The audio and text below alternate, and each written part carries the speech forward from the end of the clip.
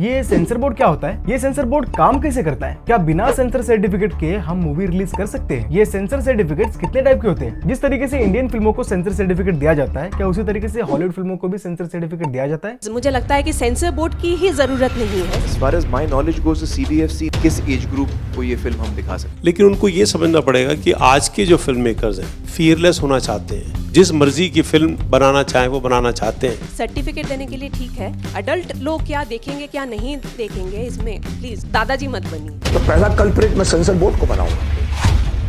तो देखो, sensor board को CBFC भी कहा जाता है, जिसका फुल फॉर्म होता है central board of film certification, जिसको चलाती है ministry of information and broadcasting of government of India, जिसका main purpose feature films, short films, documentaries, trailers and theatre based ad films को सर्टिफाइड करना होता है कि इसमें कोई अडल्ट कंटेंट तो नहीं दिखाया गया या फिर इसमें कोई गाली गलौज तो नहीं हुई, बहुत ज्यादा ब्लडी एंड हार्मफुल कंटेंट तो नहीं है। वैसे देखा जाए तो इसकी शुरुआत 72 ईयर्स पहले 15 जनवरी 1951 को हुई थी। 1947 आजादी से पहले का नाम हुआ करता था Bombay board of film sensors, जिसको बाद में अंडर सिनेमेटोग्राफिक एक्ट 1952 के तहत sensor board of film sensors किया गया। फिर कहीं 1983 में जाकर इसका नाम central board of film sensor से हटाकर central board of film certification रखा गया। CBFC का मेन हेडक्वार्टर है मुंबई में एंड इंडिया के मेन मेट्रो सिटीज में इसके 9 अलग अलग रीजनल ऑफिस है, Kolkata, Chennai, Bangalore, Hyderabad, Thiruvananthapuram, new Delhi, Cuttack and Guwahati. CBFC के अब तक 28 चेयरमैन बदल चुके हैं, जिसके 28वें यानी रिसेंट चेयरमैन है प्रसून जोशी आफ्टर कैलाश निलानी। वैसे कैलाश निलानी को निकाल दिया गया था, वो क्यों निकाला था हम बाद में बात करेंगे। By the way, Anupam Kher, Asha Parekh, Sharmila Tagore and और भी जाने माने व्यक्ति यहाँ के चेयरमैन बन चुके हैं।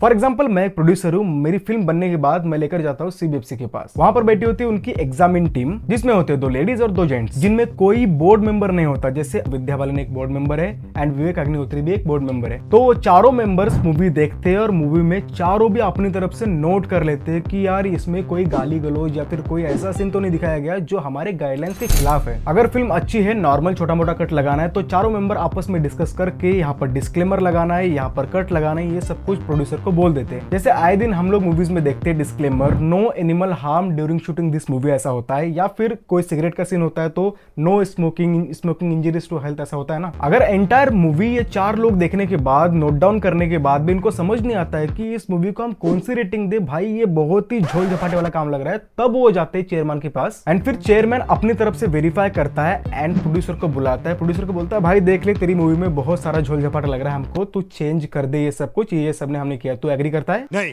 अगर एग्री नहीं करता है तो प्रोड्यूसर को भी अपनी बात रखने की अनुमति होती है। प्रोड्यूसर को अगर आपत्ति हो तो वो केस भी कर सकता है। माय लॉर्ड, मेरी मूवी में कोई प्रॉब्लम नहीं है, ये सब दोगले लोग हैं, ये दोगलापन कर रहे हैं मेरे साथ। जहां फिल्म के प्रोड्यूसर ने केस जीता, चेयरमैन का मुंह बंद हो जाता है। बट मुद्दा ये है कि अगर वो केस हारता है एंड चेयरमैन की बात नहीं मानता है तो उसकी फिल्म को रिलीज नहीं किया जा सकता, क्योंकि CBFC अपनी तरफ से चेंजेस करवाती है और चेंजेस को वेरीफाई भी करती है। पहले ओरिजिनल एंड देन मॉडिफाइड दोनों फुटेज देखने के बाद ही अपना सिक्का लगाती है, उसके बाद ही सर्टिफाइड होती है मूवी।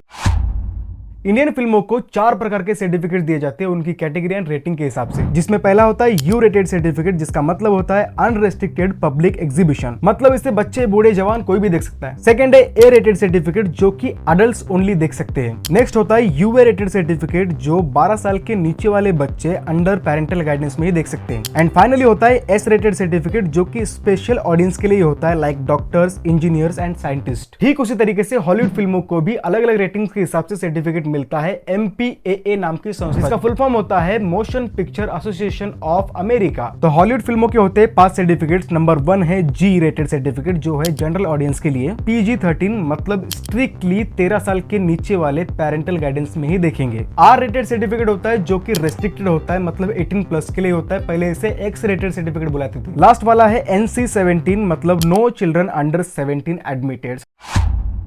कोई भी प्रोड्यूसर ये कंट्रोवर्सी बहुत ही कम खड़ी करता है कि मेरी फिल्म को यूएस सर्टिफिकेट मिलना चाहिए था, ए क्यों मिला। अभी रिसेंटली देखो तो OMG 2 को इन्होंने 27 कट लगाए एंड फिल्म को ए सर्टिफाइड किया गया। सेम उसी तरह एनिमल को 6 कट लगाकर ए सर्टिफाइड किया गया। डंकी को मिलने वाला था यू सर्टिफिकेट, लेकिन एक सीन की वजह से यूएस सर्टिफाइड किया गया। एंड फाइनली सलार को मिलने वाला था यूएस सर्टिफिकेट, लेकिन इस सीन में दिखाए गए more bloody, violent and brutal actions की वजह से ए सर्टिफाइड किया गया, जिससे इन सबको घंटा फर्क नहीं पड़ा। क्योंकि सर्टिफिकेट मिलना जरूरी होता है, चाहे ए मिले, यूए मिले, यू मिले, जो भी हो। सही बात है। बट प्रॉब्लम तब हो जाती है कि किसी पर्टिकुलर मूवी के लिए सर्टिफिकेट नहीं दिया जाता, इसे बैन करने की घोषणा की जाती है। तब प्रोड्यूसर बोलता है आता माजी सटकली, इसको अभी लेके चलता है मैं कोर्ट में। इसी पर बेस्ड उड़ता पंजाब मूवी की 2016 में एकदम अजीब और गरीब कंट्रोवर्सी हो गई थी, जो कि मूवी को इन्होंने अननेसेसरी बहुत सारे कट्स तो लगा ही दिए थे, लेकिन साथ में मूवी को बैन भी कर दिया था due to drug abuse in state Punjab. भाई मूवी लेके जा, हम तोहरी मूवी को सर्टिफाइड नहीं करेंगे। Are you not Indian? Is drugs not a problem for you? All the controversy has been created without the film even being viewed. उसी तरीके से 2017 की लिपस्टिक अंडर माय बुर्खा, 2018 की पद्मावत मूवी जिसका पहले नाम पद्मावती था, जो कि रानी पद्मावती पर बेस्ड थी, क्योंकि इस मूवी के बहुत सारे सीन्स तो रिमूव कर ही दिए गए थे, लेकिन राजपूत समुदाय के बहुत सारे लोग इसके खिलाफ थे। ऐसी ही सेम कंट्रोवर्सी नवाज की फिल्म बाबू मोशाय बंदूकबाज की भी हुई थी। 2019 में पहलाज नेलानी की प्रोड्यूस्ड की गई रंगीला राजा नामक एक फिल्म आई थी, जिसके हीरो थे गोविंदा। तो पहलाज जी ने ये बोला कि चीटिंग करता है तू। रंगीला राजा जो है सीबीएफसी में विदाउट एनी गाइडलाइन के जो काटे गए हैं, क्योंकि मैं भी सीबीएफसी एक्स चेयरपर्सन रहा हूँ। क्योंकि 2017 से पहले उनको हकाल दिया गया था, इसलिए क्योंकि फिल्म मेकर्स के हिसाब से वो सीबीएफसी को अपने बाप की जागीर समझते थे। मतलब मॉरल पॉलिसिंग करना एंड फिल्मों को इरेशनल कट्स लगाना ये बहुत ज्यादा हो रहा था। हमें ऐसा आदमी नहीं चाहिए जो हमारे सेंसर बोर्ड का चेयरमैन हो। और हम डिमांड करते हैं एक अपॉलॉजी फ्रॉम पहलाज निलानी। ये इंसल्ट पूरी फिल्म इंडस्ट्री के लिए है। फिल्मी मार्केट में पीके एंड आदिपुरुष मूवी को लेकर भी बहुत ज्यादा कंट्रोवर्सी हो रखी थी। सेंसर बोर्ड ने पीके फिल्म पास की। सेंसर बोर्ड ने शिवजी को बाथरूम में भागते हुए दिखाया। सेंसर बोर्ड ने काली को सिगरेट पीते हुए पास कर दिया।